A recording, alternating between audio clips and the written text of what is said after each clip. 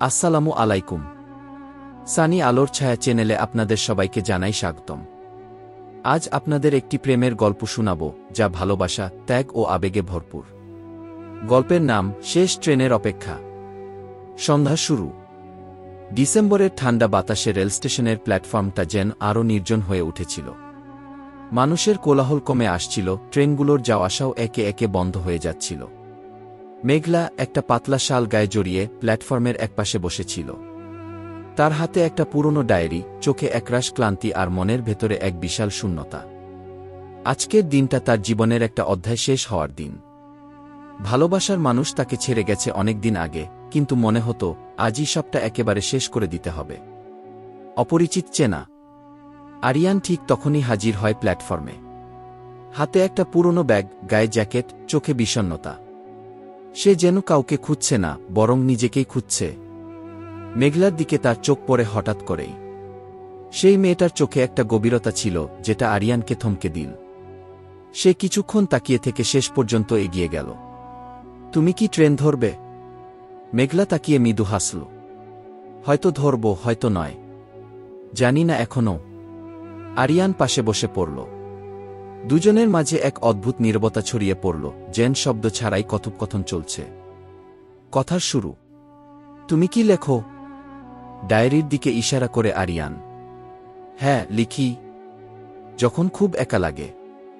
আমি কখনো লিখতে পারিনি, শুধু জমিয়ে রাখি ভেতরে। সেই প্রথম দুজন কথা বলা শুরু করল। প্রথমে অল্প, তারপর ধীরে ধীরে নিজেদের জীবনের গল্প খুলে বলতে লাগল।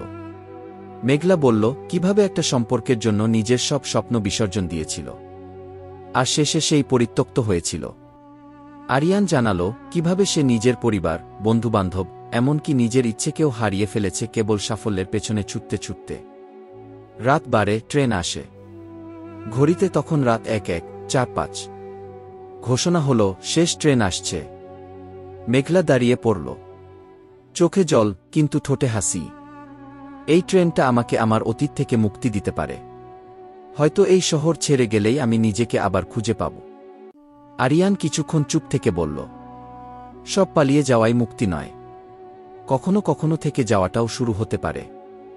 মেঘলা তাকালো তার চোখে। সেখানে কোনো প্রতিশ্রুতি ছিল না, ছিল শুধু সত্যতা। ট্রেন থামে, কিন্তু জীবন থামে না। ট্রেন এসে দাঁড়াল। সবার মতো মেঘলাও দরজার সামনে গিয়ে দাঁড়াল। এক পা রাখল। আরিয়ান শুধু বলল, তোমার ডায়েরির একটা পৃষ্ঠা আমাকে দেবে? মেঘলা বিস্ময়ে তাকাল। ডায়েরির একটা পাতা ছিঁড়ে তার হাতে দিল। পাতাটায় লেখা ছিল, কিছু যাত্রা ট্রেনে করে নয়, হৃদয়ের ভেতর শুরু হয়। ট্রেন বাঁশি বাজাল, দরজা বন্ধ হতে চলল। কিন্তু ঠিক সেই মুহূর্তে মেঘলা নামল নিচে। ফিরে এসে চুপচাপ বসে পড়ল আরিয়ানের পাশে। এইবার আমার পালানোর দরকার নেই। কেউ তো প্রথমবার নিজের মতো করে শুনল আমাকে। আরিয়ান হেসে বলল, তুমি চাও তো একসাথে একটা নতুন গল্প শুরু করি? মেঘলা বলল, শুধু শুরু না, এবার শেষটাও যেন একসাথে লিখি। শেষ কথা, শেষ ট্রেন সবসময় শুধু শেষ নয়, মাঝে মাঝে সেটাই জীবনের সবচেয়ে সুন্দর শুরু। যদি গল্পটি ভালো লেগে থাকে, অনুগ্রহ করে লাইক দিন, সাবস্ক্রাইব করুন এবং আপনার মতামত শেয়ার করুন। আপনার একটি মন্তব্য আমাদের জন্য অনেক মূল্যবান। ধন্যবাদ।